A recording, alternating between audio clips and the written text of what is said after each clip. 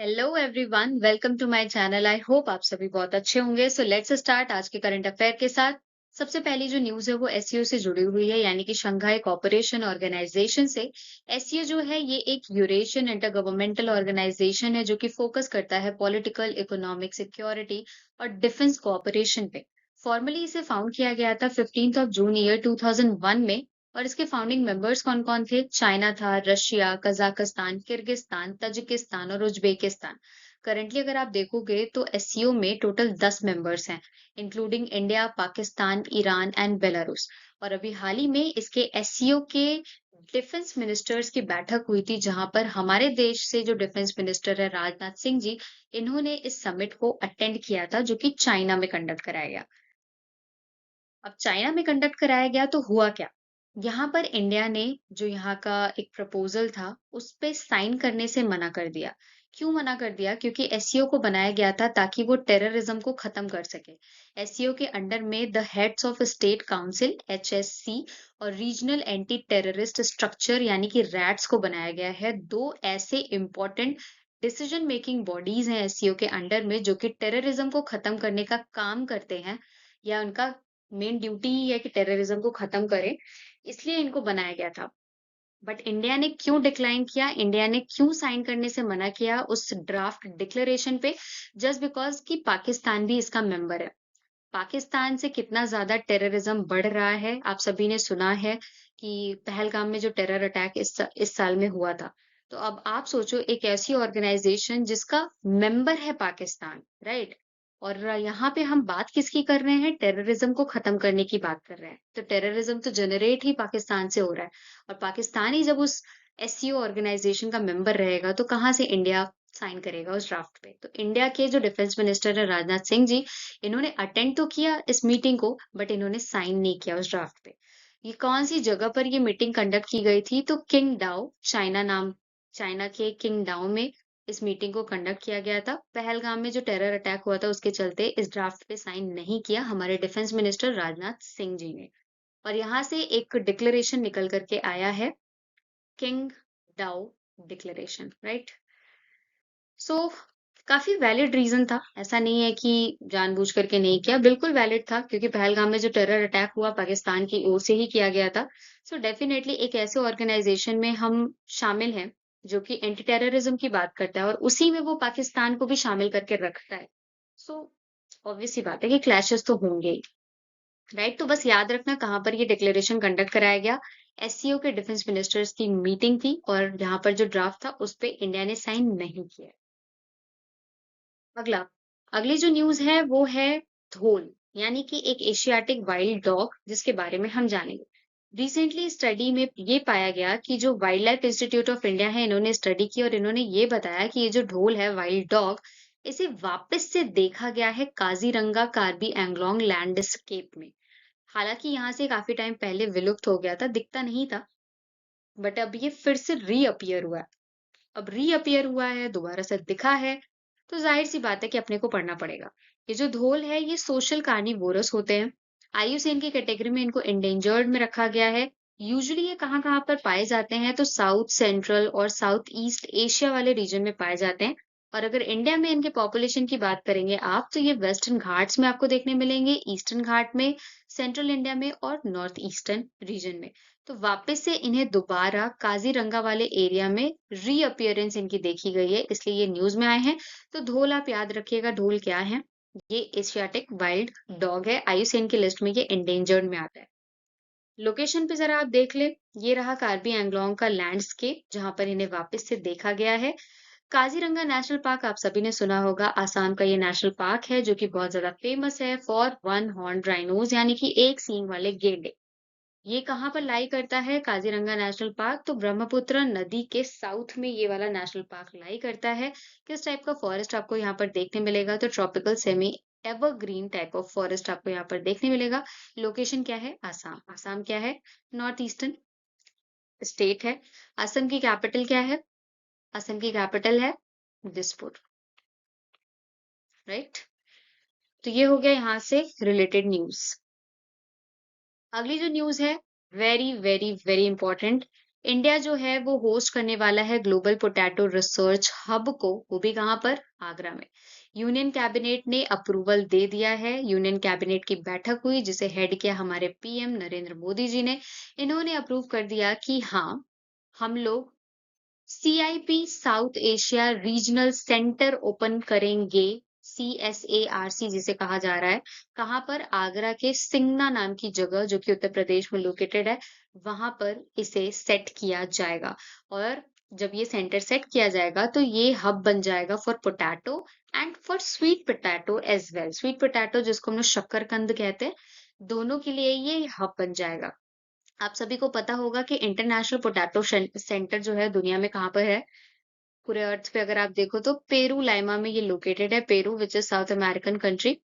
वहां पर आपको इंटरनेशनल लेवल पे पोटैटो सेंटर देखने मिलेगा, जिसे फाउंड किया गया था ईयर 1971 में।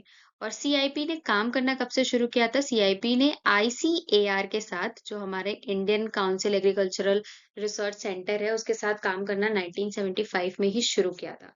उसी के बाद से डिस्कशंस काफी टाइम से चलते आ रहे थे कि कुछ ऐसा ग्लोबल लेवल पे पोटैटो रिसर्च हब को इंडिया में सेटअप किया जाए। तो अब फाइनली एस्टैब्लिश करने का अप्रूवल मिल चुका है, इसे आगरा में सेटअप किया जाएगा। कितना इन्वेस्टमेंट किया जा रहा है? तो 171 करोड़ रुपीस के इन्वेस्टमेंट के साथ इसे सेटअप किया जा रहा है। 111 करोड़ रुपए इंडिया इन्वेस्ट करेगा और 60 crore rupees international potato centre के द्वारा दिया जाएगा। आप सभी को ये भी पता है कि इंडिया जो है वो सेकंड लार्जेस्ट पोटैटो प्रोड्यूसर है all across the world after China. यानी कि China is on top in producing potatoes, but India is on second number. याद रहेगा।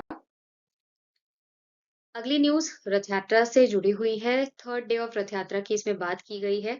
रथ यात्रा जो कि काफ़ी बड़ा फेस्टिवल है, पूरी उड़ीसा में सेलिब्रेट किया जाता है। Very famous, very sacred festival. और जो थर्ड डे होता है रथ यात्रा का, उसे हम गहना बीजे के नाम से सेलिब्रेट करते हैं।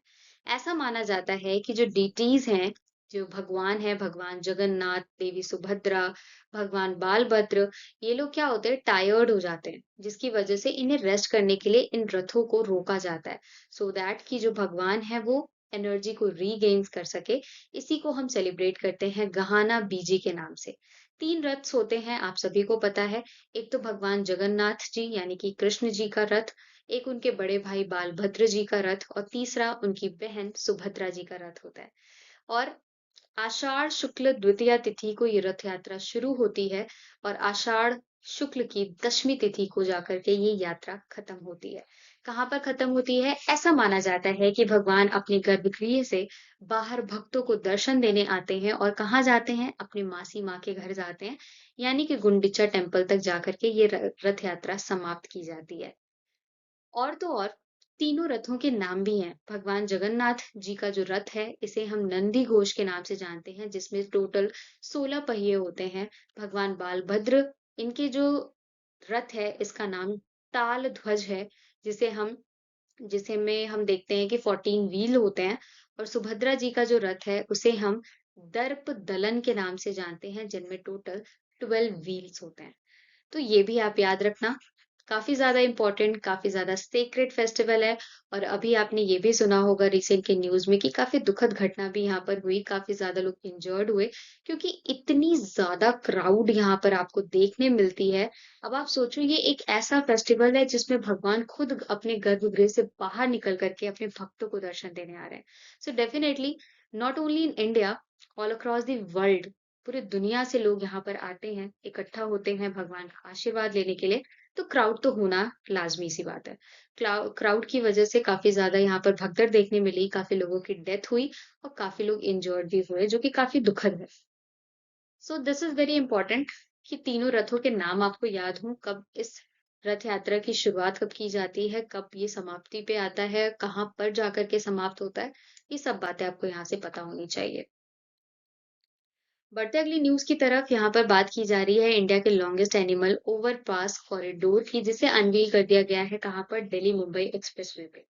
नहाई यानी कि national highway authority of India ने कंस्ट्रक्ट किया है पूरी दुनिया का सबसे पहला वाइल्ड लाइफ ओवरपास कॉरिडोर एक नेशनल हाईवे पे। वो नेशनल हाईवे कौन सा है? Delhi Mumbai expressway. Total 12 kilometre का ये स्ट्रेच है, जो कि Ranthambore tiger reserve, buffer zone से होता हुआ जाएगा। ऐसा बस इसलिए किया गया, आप यहाँ देख सकते हो इमेज में कि नीचे से रोड गई हुई है और ऊपर से पूरा ये जंगलों को कनेक्ट किया हुआ है। तो काफी सिंपल सा लॉजिक है। होता क्या है, अगर ये नहीं होता तो जो जानवर हैं, रणथंभौर टाइगर रिजर्व है ना, चलते-चलते टाइगर यहाँ पे आता, यहाँ से कोई गाड़ी जा रही होती तो ह्यूमन और एनिमल का कॉन्फ्लिक्ट हो जाता। हो सकता है टाइगर को इंजरी पहुँचती। तो इस तरीके से ये बनाने का जो मेन रीज़न है ओवरपास का, रीज़न ये है कि वाइल्ड लाइफ को बचाया जा सके, वाइल्ड लाइफ को हार्म नहीं पहुँचाया जा सके, इको फ्रेंडली तरीके से इसे सेटअप किया गया है, काफ़ी सारे ट्रीज़ लगाए गए हैं ताकि ह्यूमन एनिमल का जो कॉन्फ्लिक्ट देखने मिलता है, वो ना हो। साथ ही ऐसा ही कुछ प्रोविज़न पंजाब भी ला रहा है, पंजाब प्लान कर रहा है अपना पहला अर्बन वाइल्ड लाइफ कॉरिडोर बनाने का, वो भी कहाँ पर? ज़ीरकपुर बाईपास पे। तो जिस तरीके से इन्होंने ये अनवील किया है ओवरपास कॉरिडोर, इसी तरीके से और भी स्टेट्स हैं, पंजाब है, और भी कुछ ऐसे स्टेट्स हैं जो कि इस तरीके की कुछ इनिशिएटिव को लेने का ट्राई कर रहे हैं और आने वाले टाइम में हमें देखने भी मिलेगा। तो काफी अच्छा है ये इनिशिएटिव, इससे नुकसान भी नहीं पहुंचेगा ना तो वाइल्ड लाइफ को ना तो ह्यूमंस को। अगला एक और फेस्टिवल जो है श्रीलंका का काटा रागमा इसाला फेस्टिवल। जो काटा रागमा इसाला फेस्टिवल है ऑफिशियली इनॉग्रेट हुआ था 26 जून को श्रीलंका में। ये मल्टी फेथ फेस्टिवल है। यहाँ पर हम हिंदूज, मुस्लिम्स और बुद्धिस्ट तीनों फेथ के लोगों की यूनिटी को देखते हैं। यहाँ पर किसकी पूजा की जाती है तो वॉर ऑफ गॉड की पूजा की जाती है, जिन्हें हम स्कंद के नाम से जानते हैं, जिनके 6 हेड्स होते हैं और 12 आर्म्स होते हैं। हिंदूज में वर्शिप किया जाता है इनकी, स्कंद जी की पूजा की जाती है। कहाँ पर ये पूजा पाठ देखने मिलता है तो महादेवाला टेम्पल, जो कि लोकेटेड है कटारागमा, श्रीलंका में। इसीलिए इस फेस्टिवल का भी नाम कटारागमा फेस्टिवल रखा गया है। तो याद रखना ये फेस्टिवल इंडिया का नहीं है, इंडिया के बाहर का है। मल्टी फेथ फेस्टिवल है, हिंदूज, बुद्धिस्ट और मुस्लिम्स की यूनिटी दिखाता है, राइट। अगला एक अपॉइंटमेंट, एक सीनियर आईपीएस ऑफिसर जिनका नाम है पराग जैन, इन्हें अपॉइंट किया गया है as chief of research and analysis wing, यानी कि रॉ का चीफ के रूप में इन्हें अपॉइंट किया गया है। इसलिए अपॉइंट किया गया है क्योंकि इन्होंने अपना बहुत ही महत्वपूर्ण योगदान दिया था ड्यूरिंग ऑपरेशन सिंदूर। आप सभी को पता है पहलगाम में जो टेरर अटैक हुआ था उसके बदले में हमारे इंडियन जो डिफेंस मिलिट्री है, इन्होंने लॉन्च किया था ऑपरेशन सिंदूर, जिसमें इनका काफी महत्वपूर्ण योगदान था, जिसको देखते हुए इन्हें रॉ के चीफ के रूप में अपॉइंट कर दिया गया है। ये किसको रिप्लेस करेंगे? रवि सिन्हा को रिप्लेस करेंगे। इनका रिटायरमेंट 30th ऑफ जून को होने वाला है, जिसके बाद 1st ऑफ जुलाई से ये कार्यभार संभालेंगे रॉ का। 1989 बैच से बिलोंग करते हैं ये और पंजाब कैडर से बिलोंग करते हैं। करेंटली ये कौन-सी पोस्ट पर थे? एविएशन रिसर्च सेंटर की पोस्ट पर इनको बिठाया गया था, बट अब ये 1st ऑफ जुलाई से रॉ के चीफ के रूप में काम करेंगे और इनका टेन्योर होगा आने वाला 2 साल, राइट? नाम याद रहेगा, उनका कैडर याद रख लेना, पंजाब कैडर से बिलॉन्ग करते हैं, अभी किस पोस्ट पे काम कर रहे हैं और 1st ऑफ जुलाई से रॉ के चीफ हो जाएँगे। अगला स्पोर्ट्स से जुड़ा हुआ न्यूज़, इंडियन ग्रैंड मास्टर जिनका नाम है आर प्रज्ञानंद, इन्होंने यूजी यूजेड कह लो आप, यूजेड चेस कप इसे जीत लिया है, जो कि ताशकंद उज्बेकिस्तान की कैपिटल में ऑर्गेनाइज किया जा रहा था। 19 इयर्स के ये हैं आर प्रज्ञानंद, बन चुके हैं पूरी दुनिया के नंबर 4 चेस प्लेयर, राइट। 27 जून को ये जो टाइटल था इन्होंने ये जीता था। फाइट की रैंकिंग के हिसाब से आप देखो तो कितने पॉइंट इनको दिए गए हैं, 277, 8.3 इनको स्कोर दिया गया है और पूरी दुनिया में ये बन चुके हैं नंबर 4। इंडिया में बन चुके हैं इंडिया के नंबर 1 खिलाड़ी, इंडिया के नंबर 1 चेस प्लेयर बन चुके हैं R Praggnanandhaa. D Gukesh world number 5 पे आते हैं और अर्जुन इरगासी वर्ल्ड नंबर 6 पर चले गए हैं। ये अपडेटेड रैंकिंग है जो कि आपको याद रखनी है। ये यूजे चेस कप जीतने के बाद ये टाइटल्स, ये जो रैंकिंग है इनमें बदलाव है। पहले ये जो थे ये वर्ल्ड रैंक 7 पर आ रहे थे। आर प्रज्ञानंद की मैं बात कर रही हूँ। पहले वर्ल्ड रैंक 7 पे आ रहे थे बट अब ये वर्ल्ड रैंक 4 पे आ चुके हैं और इंडिया में नंबर 1 पे आ चुके हैं। याद रहेगा। अगला एक डे से जुड़ा हुआ, नेशनल स्टैटिस्टिक्स डे सेलिब्रेट किया गया 29 ऑफ जून को। ये बर्थ एनिवर्सरी होती है पीसी महलानोबिस जी की। ये आप इमेज में देख पा रहे होगे। पीसी महलानोबिस जी की बर्थ एनिवर्सरी को स्टैटिस्टिक्स डे के रूप में इंडिया में मनाया जाता है। इन्हें हम फादर ऑफ इंडियन स्टैटिस्टिक्स के नाम से भी जानते हैं। एम क्या है इस डे को सेलिब्रेट करने का सो दैट हम पब्लिक अवेयरनेस को बढ़ावा दे सके स्टैटिस्टिक्स की फील्ड में और प्रमोट कर सके स्टैटिस्टिक्स को। किस मंत्रालय द्वारा इसको सेलिब्रेट किया जाता है? Ministry of statistics and programme implementation यानी कि मॉस्पी के द्वारा इसे ऑर्गेनाइज किया जाता है। एक और डे साथ में ही जान लेते हैं। International day of tropics 2025। Tropic of cancer से लेकर के ट्रॉपिक ऑफ कैप्रिकॉर्न तक का एरिया ट्रॉपिकल रीजन कहलाता है। यूनाइटेड नेशन जनरल असेंबली ने ऑफिशियली इसे एम्फेसाइज किया था ईयर 2016 में कि ऐसा कोई डे सेलिब्रेट किया जाना चाहिए ताकि हम बायोडायवर्सिटी जो भी ट्रॉपिकल रीजन में पाई जाती है उसे एम्ब्रेस कर सकें। और 2025 में हम इसका 9th एडिशन सेलिब्रेट कर रहे हैं। पहली बार इस डे को मनाने का जो प्रपोजल था वो 2014 में रखा गया था। तो जो ट्रॉपिकल रीजन है आप देखोगे तो ये घर है करीबन 80% पूरी दुनिया की बायोडायवर्सिटी का। And tropical region is very important as well क्योंकि यहाँ पे बारिश सबसे ज्यादा देखने मिलती है, काफी ज्यादा बायोडायवर्सिटी देखने मिलती है। सो इसीलिए ये दिवस सेलिब्रेट किया जाता है इंटरनेशनल डे ऑफ ट्रॉपिक्स के रूप में। कब? 29th ऑफ जून को। So this is all important news regarding today. तो मिलते हैं कल की न्यूज़ में। आई होप आप सभी को अच्छा लगेगा डेली करंट अफेयर वाले सेशन में। आप रील और शॉर्ट्स भी देखा करो क्योंकि बहुत सारी न्यूज़ेस वहाँ पे कवर होती हैं, तो आपका कुछ भी चीज़ मिस नहीं होगा। Thanks for watching. Stay tuned with me. अच्छा लगे तो इसे लाइक, शेयर और सब्सक्राइब ज़रूर कर देना। Bye bye.